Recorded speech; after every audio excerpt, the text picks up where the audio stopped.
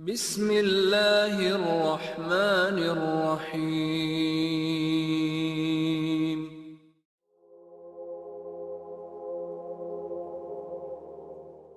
السلام علیکم ورحمۃ اللہ وبرکاتہ۔ ان الحمد للہ والصلاة والسلام علی رسول اللہ، اما بعد، اعوذ باللہ من الشیطان الرجیم، بسم اللہ الرحمن الرحیم۔ نحن نقص علیک نبأهم بالحق انہم فتیۃ آمنوا بربہم وزدناہم ہدی۔ محترم متولی صاحب، علماء کرام،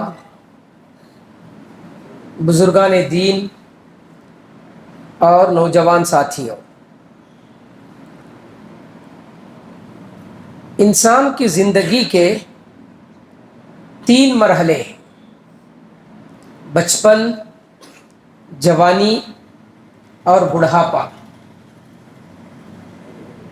بچپن میں انسان کمزور ہوتا ہے اور اسی طرح بڑھاپے میں بھی انسان کمزور ہوتا ہے۔ بچپن اور بڑھاپے کے درمیان جوانی کا مرحلہ طاقت اور قوت کا مرحلہ ہے۔ انسان دنیا میں جو بھی بڑے بڑے کارنامے انجام دیتا ہے وہ اسی جوانی کی عمر میں ہے۔ اسی لیے قرآن مجید اور احادیث میں جوانی کی بڑی اہمیت اور فضیلت آئی ہے۔ اللہ کے رسول صلی اللہ علیہ وسلم نے فرمایا، اغتنم خمسا قبل خمس، 5 چیزوں سے پہلے 5 چیزوں کو غنیمت جانو۔ ان میں سے ایک آپ نے فرمایا، شبابک قبل حرمک، بڑھاپے سے پہلے جوانی کو غنیمت جانو، فائدہ اٹھاؤ۔ بڑھاپے میں انسان کام نہیں کر سکتا جتنا وہ جوانی میں کر سکتا ہے، اس لیے جوانی سے فائدہ اٹھانے کی اللہ کے نبی نے تاکید فرمائی۔ اور قیامت کے دن ہر انسان سے جو سوالات کیے جائیں گے، 5 سوالات، ان میں سے ایک کا تعلق جوانی سے، عن شبابہ فیما ابلا، کہ جوانی میں تم نے کیا کام کیے، جوانی کن کاموں میں گزاری۔ آپ دنیا کا جائزہ لے کر دیکھیں، دنیا میں جتنے بھی انقلابات آئے، جتنے بھی اچھے اور برے کام ہوئے، ان اچھے اور برے کاموں کے پیچھے، یا جو بھی انقلابات آئے ان کے پیچھے نوجوانوں کا ہی کردار رہا ہے۔ کوئی بھی کارنامہ، کوئی بھی تحریک، کوئی بھی جماعت آپ لے لیجیے، ان تحریکوں اور جماعتوں کو کامیاب بنانے میں نوجوانوں کا ہی اہم کردار رہا ہے۔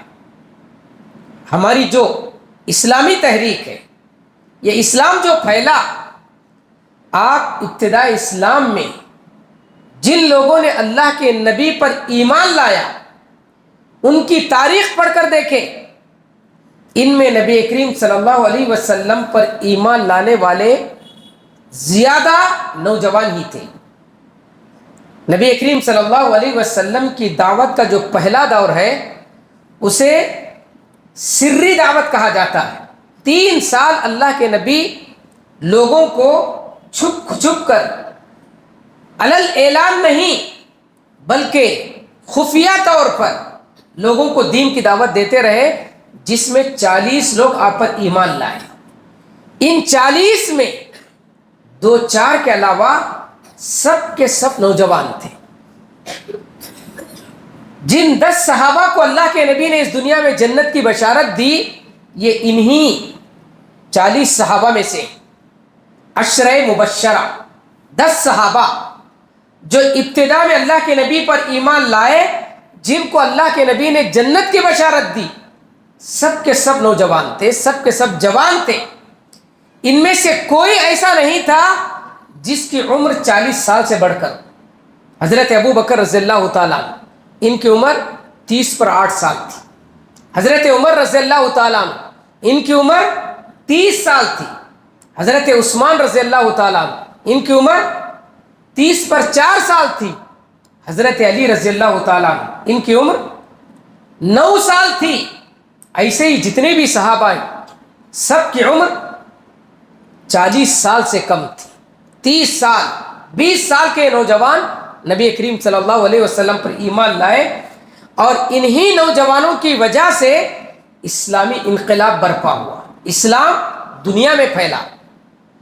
نبی کریم صلی اللہ علیہ وسلم ہجرت کر کے جب مدینہ گئے وہاں پر بھی آپ پر سب سے پہلے ایمان لانے والے نوجوان صحابہ تھے. مسند احمد کی روایت ہے, حضرت انس رضی اللہ تعالیٰ عنہ فرماتے ہیں کہ نبی کریم صلی اللہ علیہ وسلم پر انصار کے 70 نوجوان صحابہ ایمان لائے. حضرت انس کیا کہتے ہیں؟ 70 نوجوان صحابہ اللہ کے نبی پر ایمان لائے. یہ سب نوجوان تھے جن میں حضرت اسید بن حضیر, سعد بن معاذ جب ایمان لائے, اسلام لائے تو ان کی عمر 20 سال تھی. حضرت سعد بن معاذ رضی اللہ تعالیٰ عنہ ایمان لائے تو ان کی عمر 18 سال تھی. 18 سال میں حضرت سعد بن معاذ رضی اللہ تعالیٰ عنہ ایمان لائے اور ان کو نبی کریم صلی اللہ علیہ وسلم کے ساتھ زیادہ زندگی گزارنے کا موقع نہیں ملا, صرف 6 سال زندہ رہے. اتنے کارنامے انہوں نے انجام دیے. حضرت سعد بن معاذ رضی اللہ تعالیٰ عنہ جب ان کا انتقال ہوا تو اللہ کے نبی نے فرمایا اہتز عرش الرحمن, رحمان کا عرش ہل گیا. 24 سال کی عمر میں انتقال ہوتا ہے. 24 سال میں انہوں نے جو کارنامے انجام دیے, اللہ کے رسول کہتے ہیں کہ اہتز عرش الرحمن, اللہ کا عرش ہل گیا. اور حضرت سعد بن معاذ رضی اللہ تعالیٰ عنہ کے جنازے میں 70,000 فرشتے شریک ہوئے. یہ حضرت سعد کی فضیلت ہے, یہ کارنامے تھے ان کے. ہم جانتے ہیں ابھی جیسا کہ آپ نے سنا کہ اس وقت دنیا میں جتنے بھی پروگرام بن رہے ہیں وہ نوجوانوں ہی کے لیے بن رہے ہیں. نوجوانوں کو بنانے کے لیے, نوجوانوں کو سدھارنے کے لیے, نوجوانوں کے اخلاق بنانے کے لیے نہیں, نوجوانوں کو بگاڑنے کے لیے. یہ صرف موبائل, آج دیکھ لیجئے اس کا سب سے زیادہ استعمال نوجوان کرتے. ابھی آپ یہاں سے نکل کر جائیں, ہر سڑک پر آپ کو 10-12 نوجوان ملیں گے موبائل میں مصروف. ہماری بستی میں سب کسی نہ کسی گندے کام میں مبتلا رہیں گے. کوئی گانا سن رہا ہوگا, کوئی فلم دیکھ رہا ہوگا, یا پھر کوئی PUBG گیم کھیل رہا ہوگا. اسی میں بس ہماری زندگی گزر جاتی ہے. عام طور پر جمعرات کے دن ویلور پروگرام کر کے میں آتا ہوں, رات 11:30 ہوتے ہیں. 11:30 میں 11:30 کے وقت بہت سارے نوجوانوں کو روڈ پر جب یہاں سے میں گزرتا ہوں تو کئی نوجوانوں کو دیکھتا ہوں جو موبائل میں رہتے ہیں, اور ان میں کوئی ہندو نظر نہیں آتا ہے, پورے مسلم نوجوان. یہ کشش اس میں رکھ دی گئی, سارے پروگرام نوجوانوں کو بگاڑنے کے لیے. اور گناہوں میں ایک لذت ہے, گناہوں میں بڑی کشش ہے. آپ نوجوانوں کو بلاؤ نماز کے لیے, کوئی آنے کے لیے تیار نہیں. وہی آپ موبائل لے کر بیٹھے, آپ نہ بھی بلائیں تو 2-4 نوجوان آپ کے ساتھ جمع ہو جائیں گے. یہ کشش ہے اس کے اندر. گناہ میں ایک لذت ہے. یقیناً گناہ میں جتنی لذت ہے اتنی ہی لذت ایمان میں بھی ہے, عبادات میں بھی ہے, نیک کاموں میں بھی ہے. لیکن وہ لذت ہمیں حاصل نہیں. وہ لذت نوجوان صحابہ کرام کو حاصل تھی, نوجوان مومنوں کو حاصل تھی. ایمان میں بھی ایک لذت ہے. ایمان لانے کی وجہ سے نوجوانوں کو آزمایا گیا. سورہ کہف میں اللہ تعالیٰ نے نوجوانوں کا ہی ذکر کیا ہے. کون نوجوان ایمان لے آئے؟ ایمان لانے کی وجہ سے ان کو ڈر ہوا کہ اس وقت کا جو ظالم اور کافر بادشاہ تھا ان کو ایمان لانے کی وجہ سے آزمائش میں نہ مبتلا کر دے. تو انہوں نے اپنے ایمان کی حفاظت کی خاطر اپنے وطن کو چھوڑ دیا. نحن نقص علیک نبأہم بالحق انہم فتیۃ آمنوا بربہم. اللہ تعالیٰ فرماتا ہے کہ ہم تمہیں ایک بہترین سچا واقعہ بیان کرتے ہیں. یہ چند نوجوان جو اللہ تعالیٰ پر ایمان لائے اور ہم نے ان کی ہدایت میں اضافہ کیا. ایمان کی لذت ان کو مل چکی تھی. اس ایمان کو بچانے کے لیے وہ غار میں جا کر پناہ لیتے. اللہ تعالیٰ نے وہاں ان کی حفاظت فرمائی. فرعون جس نے جادوگروں کا حضرت موسیٰ علیہ السلام سے مقابلہ کروایا، اور یہ سارے جادوگر نوجوان تھے. حضرت موسیٰ علیہ السلام سے جب ان جادوگروں کا مقابلہ ہوا، جادوگر شکست کھا گئے. وہ سب کے سب حضرت موسیٰ علیہ السلام پر ایمان لے آئے، کیونکہ ان کو یقین ہو گیا تھا کہ موسیٰ علیہ السلام اللہ کے سچے نبی ہیں، یہ جادوگر نہیں. سب ایمان لے آئے. قرآن مجید ان مومنوں کے بارے میں کہتا ہے فما آمن لموسیٰ الا ذریۃ من قومہ. موسیٰ علیہ السلام پر فرعون کی قوم کے چند نوجوان ایمان لے آئے، اور ایمان لانے کے بعد جب وہ ایمان کی لذت کو پا لیے، فرعون نے کیا کہا کہ میں تمہارے ہاتھ کو اور تمہارے پیر کو مخالف سمت سے کاٹ دوں گا. ایک ہاتھ سیدھا ہاتھ تو پھر بایاں پیر کاٹ دوں گا. اولا اسلبنکم اجمعین، اور تم سب کو سولی پر لٹکا دوں گا. ایمان کی لذت کو پا چکے تھے. کیا کہا؟ لا ضیر انا الی ربنا لمنقلبون. کوئی بات نہیں، اس کی کوئی پرواہ نہیں، ہم تو اپنے رب کی طرف لوٹنے والے ہیں. ہم انا نطمع ان یغفر لنا ربنا خطایانا. ہم اسی لیے ایمان لائے کہ ہمارا رب اپنے گناہوں کو بخش دے، ہمارے گناہوں کو بخش دے. یہ ایمان کی لذت تھی. یہ ایمان کی لذت اگر ہم نوجوان پالیں تو ہر طرح کی آزمائش، ہر طرح کی پریشانی، ہر طرح کی تکلیف برداشت کرنے کے لیے تیار ہو جائیں گے، مگر ایمان کو ہرگز اپنے سے جدا نہیں کریں گے. یہی لذت اللہ تعالیٰ نے عبادات میں اور نیک اعمال میں رکھی. حضرت عبداللہ بن عمر بن عاص رضی اللہ تعالیٰ عنہ، نوجوان صحابی، جوانی کی عمر ہے، اپنے نوجوان صحابہ کے سامنے کہتے ہیں، اپنے ارادے کا اظہار کرتے ہیں کہ میں ہر دن ایک قرآن ختم کروں گا. نوجوان ہیں، کیا کہتے ہیں؟ ہر دن ایک قرآن ختم کروں گا، 30 پارے پڑھوں گا، ہر دن روزہ رکھوں گا، اور رات میں ہر دن ساری رات تہجد میں گزار دوں گا. ان کے ساتھیوں نے جب یہ بات سنی تو جا کر اللہ کے نبی کو بتا دیا. اللہ کے نبی نے حضرت عبداللہ بن عمر بن عاص رضی اللہ تعالیٰ عنہ کو بلایا اور پوچھا کہ کیا تم نے یہ بات کہی ہے؟ تو انہوں نے کہا کہ ہاں. تو اللہ کے نبی نے کہا کہ ہر دن قرآن ختم نہیں کر سکتے. دیکھیے شوق، ہر دن قرآن ختم کرنا چاہتے ہیں، اچھا کام ہے. نبی روک رہے ہیں. کہا کہ نہیں، مہینے میں ایک مرتبہ قرآن پڑھو، 30 دن میں ایک مرتبہ قرآن ختم کرو، ہر دن نہیں. انہوں نے کیا کہا؟ دعنی استمتع من قوتی و شبابی. اے اللہ کے نبی مجھے چھوڑ دیجئے، میں اپنی طاقت و قوت اور جوانی سے زیادہ فائدہ اٹھاؤں. استمتع من قوتی و شبابی، میں اپنی جوانی سے زیادہ فائدہ اٹھا کر نیک عمل کرنا چاہتا ہوں، آپ مجھے چھوڑ دیجیے. اللہ کے نبی نے کہا کہ نہیں، اگر تمہارا زیادہ اصرار ہے تو 20 دن میں ایک مرتبہ.